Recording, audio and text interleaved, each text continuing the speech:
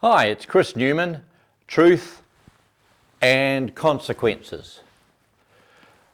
The topic of truth is seminal. It's the centre of so much that affects our lives. And yet, we are in a world awash with substitutes for truth. And I'll review those in a minute.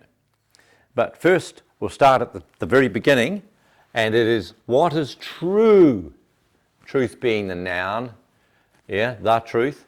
But what is true? Something that is true yesterday, today, and tomorrow has the same value and same meaning. In a simple sense, it's true that the sun rises in the east and sets in the west. And that if you put your left hand to the west and your right hand to the east, your nose will be pointing north and your backside will be pointing south. That's pretty true. So, onward. Who is true? This is the one which trips people up. How do you know if someone's saying the truth? Is that person reliable? But you said this. These are all expressions.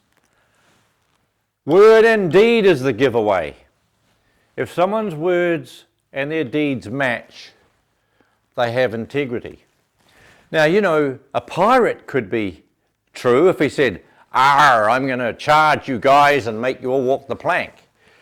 And he makes you walk the plank. He could be telling the truth because even though he might be a bad guy and a pirate, he's stating something which his words and deeds are matching.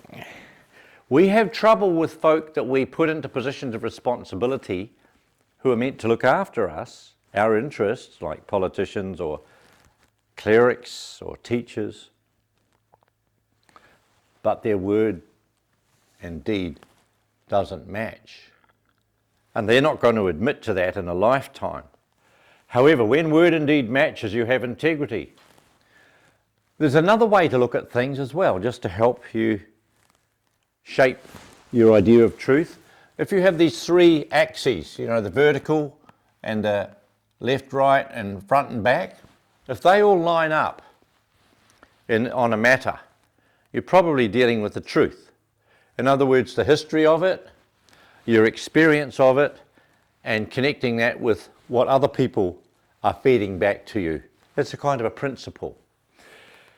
Let's look a bit deeper because we're living in a world where people have been deceived because something they thought was true wasn't. Someone they trusted who they thought was telling the truth betrayed them. Once deceived, twice shy. And that's the dilemma, the human dilemma of the fallen world. However, if there is an eternal standard that was true yesterday, today, and tomorrow, that pre-existed everything else, I'm giving it a name. I'm calling it the original standard of value. If there was such a thing, and I believe there is, and that's for you to discover for yourself, because if it is true, it's existing right in the moment where you find yourself right now watching me on your video in your world. The original standard of value gives truth, life, and love to the world in a sense of purpose. Purpose is carrying these elements or essences through to their fulfillment. Truth, meaning that eternal standard. Life, meaning us living, experiencing, and being. And love is the essence of value and quality. These three work together beautifully. And they set up a feeling and a sense of purpose. Now, what is God's purpose for humankind? His purpose today must be the same as it was yesterday and as he intends for in the future. So God's purpose for humankind. Now, there's an interesting part at the very beginning of the Bible. Talks about two trees in the Garden of Eden, which is all symbolic. But let's say the one tree is called the tree of life, and the other is called the tree of knowledge, good and evil. And we are going to say, but it's evident, that human free will is the determinant which clarifies which direction we go. And God gave us a commandment which was about personal responsibility. And the instruction was to not eat the fruit of the tree of the knowledge, good and evil. Interesting. So the tree of life is the other tree, and obviously we're allowed to eat the tree of life. That's okay. So therefore the tree of life is linked in with truth, life and love. Makes sense. Therefore the tree of the knowledge, good and evil doesn't have those as its essence. Truth, life and love are not the essence of the tree of the knowledge, good and evil. So let's go a little further and say that the tree of life, which is truth, life and love, is about integrity, trust, unity, order and principle, and all those things you would find would lead in relationship to a family-based society centered on the original standard of value. But earlier in our presentation we discovered that people have been deceived. We're in a dilemma. We're in a fallen world where things don't seem to match up. Things are not in our relationships, in our social world, in our cultures. People, relationships, arrangements are not what they seem to be. That is the problem of deceit. Think of when you were deceived. Did you like being deceived? Did you know at the time that you were being deceived? Nobody knows when they're being deceived because that's the nature of the deceit. We don't know. We're being tricked, or the reality is being twisted in such a way, and we think it's okay because this knowledge, good and evil, is confusing us. Something which seems good on the outside has an evil purpose on the inside. Or it might even be that something seems bad on the outside has got something good on the inside. That's the dilemma of the human fallen condition. And they just say, oh, it's all about lies, there's a river of lies, the world's full of lies. Sorry, that's also a deceptive statement. I'm going to show you why. Deceit leads to denial. No, I didn't do it. Of course I wouldn't trick you. No way, I would never betray your trust. Trust me, right? So denial, betrayal, then loss of integrity. The person, the deceiver, has lost their integrity because they're doing something which is unjust. Then you get into the realm of half-truth.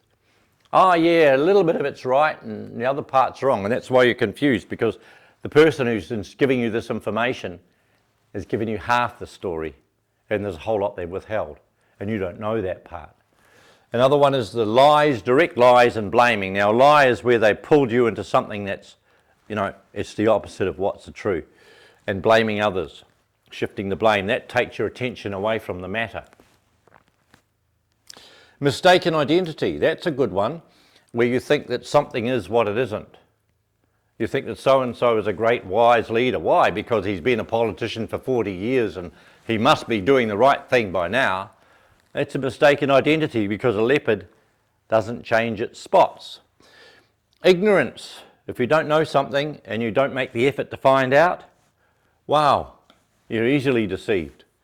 And then you get this problem of cynicism where you think everybody's out to trick you all the time. They're always going to do me in. That's, again, retreating from reality. And then there's this big thing about doubt. How can I trust anybody these days? Why don't we doubt and look deeper and get on the other side of it? Moral relativism, that's the killer. Putting things of different value together as if they're the same value, and then treating the world as if it's all the same. The wise person, the wise man is the same as the fool. Or someone who's been a professional and spent their whole life learning how to do this job and you treat them the same as someone who's just been on their first day and doesn't know anything. And of course the false reality, which comes from, you know, alcohol, drugs, bad relationships, never being able to find your feet in the world. So if you see these matters here are all inside the world of deceit. Very complicated place. That's the world of the tree of the knowledge, good and evil. But over here in the world of the tree of life, things are much more simple and clear.